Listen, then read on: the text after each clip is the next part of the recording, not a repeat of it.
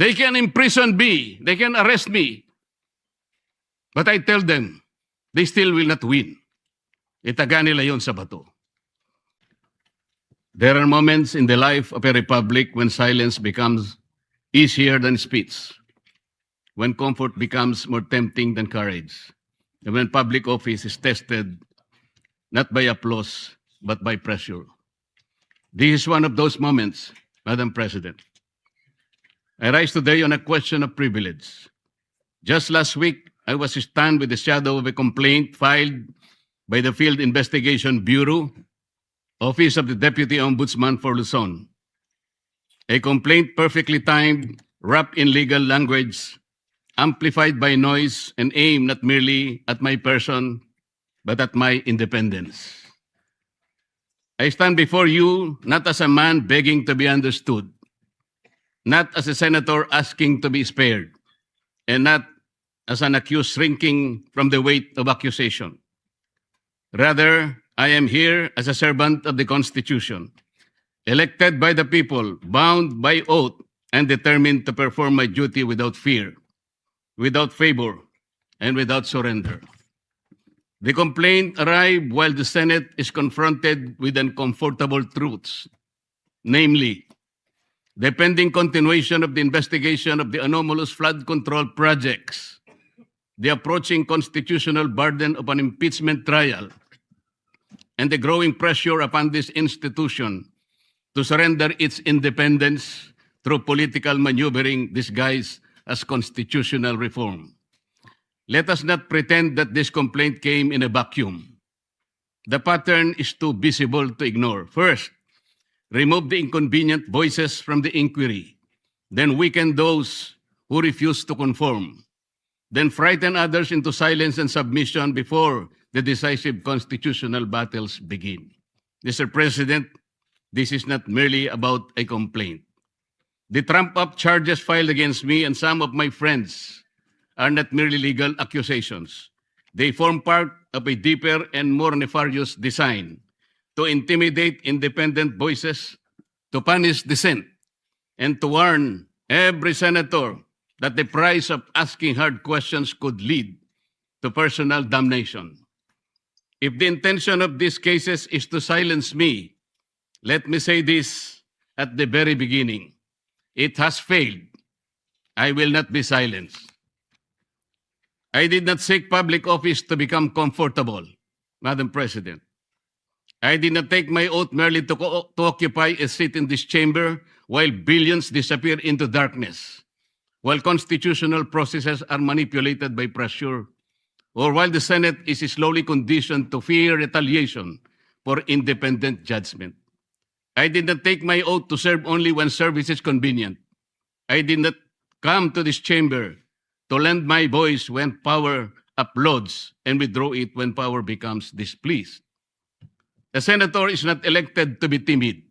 The senator is not sworn into office to become a spectator while the Constitution is tested, while impeachment proceedings demand judgment, and while the people cry out for truth about the wide-scale theft of public funds. Instead, a senator is elected to stand, to examine, to question, to decide, and when necessary, to resist. This is what I intend to do. So let the complaint be examined. Let the evidence be tested. Let the law speak. I will answer in the proper forum with documents, with facts, and with the calm confidence of one who knows that accusation is not proof, that attacks couched in legal veil do not constitute the truth.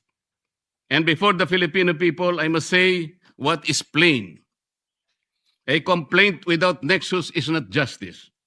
A complaint without evidence is public injury, official favor, corrupt consideration, or abuse of office is not accountability. It is machinery. It is pressure. It is a warning shot fired at those who refuse to kneel. And if that warning was meant for me, Mr. President, then the answer is very clear. It failed. The complaint against me speaks of amounts, It speaks of dates. It speaks of suspicion. But suspicion is not evidence. Amount is not corruption. Political inconvenience is not probable cause. An accusation, no matter how loudly repeated, is not proof. It is a theater. It is pressure. It is machination. Let me state the legal defenses plainly on the allegations against me. The law did not define the limits of liberality among friends. They did not say that friendship must stop at a number chosen by one's accusers. They did not say that generosity becomes criminal merely because the amount is substantial. What the law forbids is not liberality. It forbids corruption. What it condemns is not friendship. It condemns the sale of public duty. At least I stated the truth. At least I faced the issue. At least I did not hide behind silence. So I ask, what of those who receive support, gifts, donations, favors, or assistance for their own electoral campaigns and keep them beyond public scrutiny? Shall the law be a sword only against those who dissent and shield for those who belong to the circle of the powerful? If transparency is demanded, let it be demanded of all. If public morality is the standard, let no one be exempt because of wealth, alliance, influence, or proximity to power. And so I speak again, clearly and directly. What official act did I sell? What vote did I promise? What public fund did I touch? What government contract was delivered? What favor was asked, promised, or given? If they cannot answer these questions, then this complaint is not the pursuit of justice. It is a deliberate attempt to silence dissent. But this is larger than me. This is not a fight for one man. This is not a fight for one faction. This is not a fight for political survival. This is a fight for whether the Filipino people may still have senators capable of questioning, investigating, judging, and speaking freely without fear or favor. When this chamber is called upon to sit in impeachment proceedings, we are not merely politicians. We are senator judges. We are bound to listen, to weigh evidence, to apply the Constitution, and to act according to our conscience. That responsibility cannot be curtailed by fear, pressure, harassment, or manufactured accusation.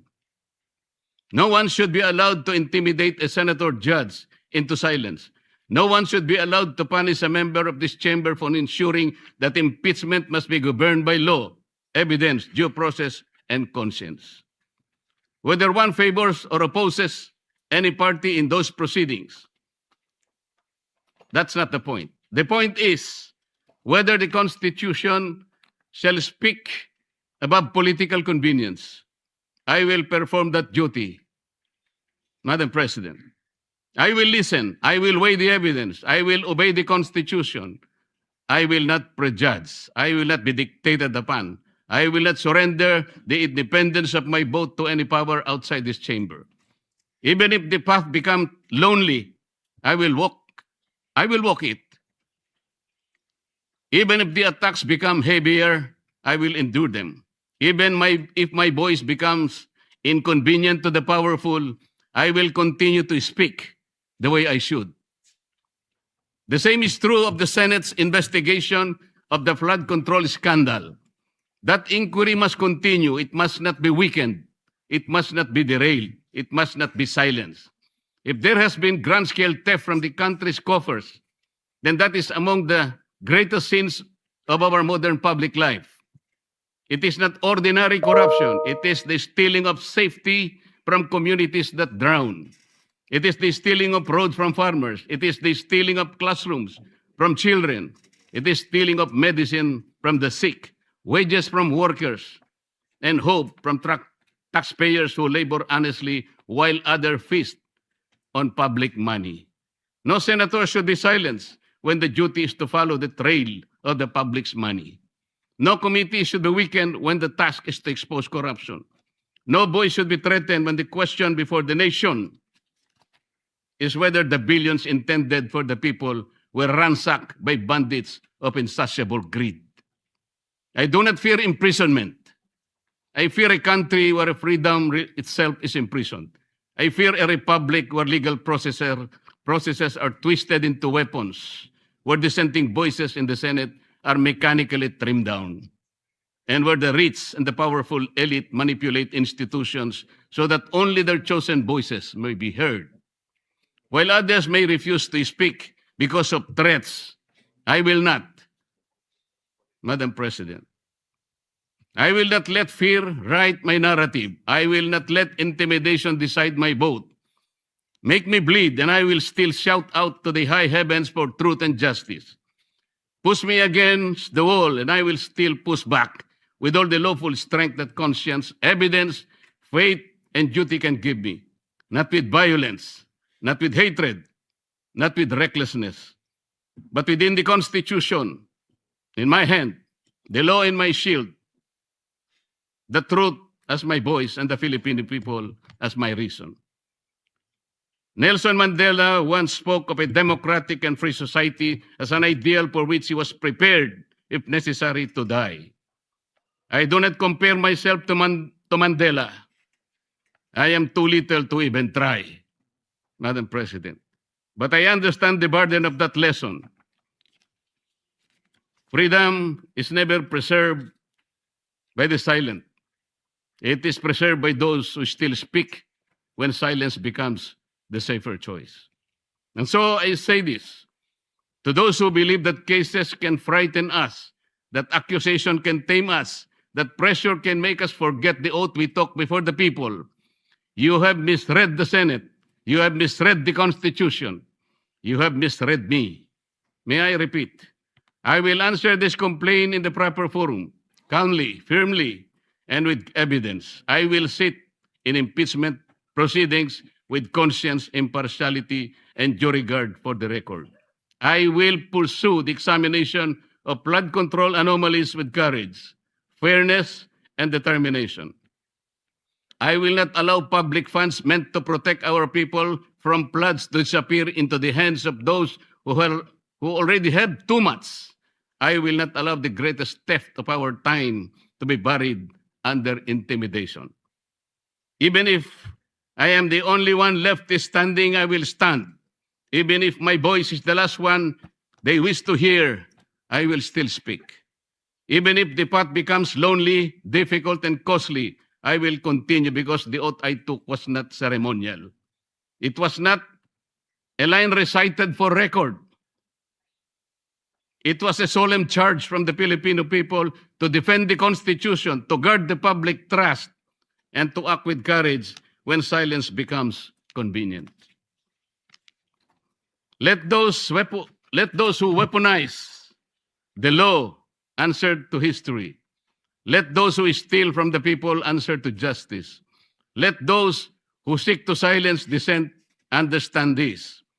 A senator who remembers his oath cannot be purchased by comfort, cannot be subdued by threats, and cannot be defeated by fear. Madam President, kaya po ba nila kong ipakulong? Kayang-kaya po nila.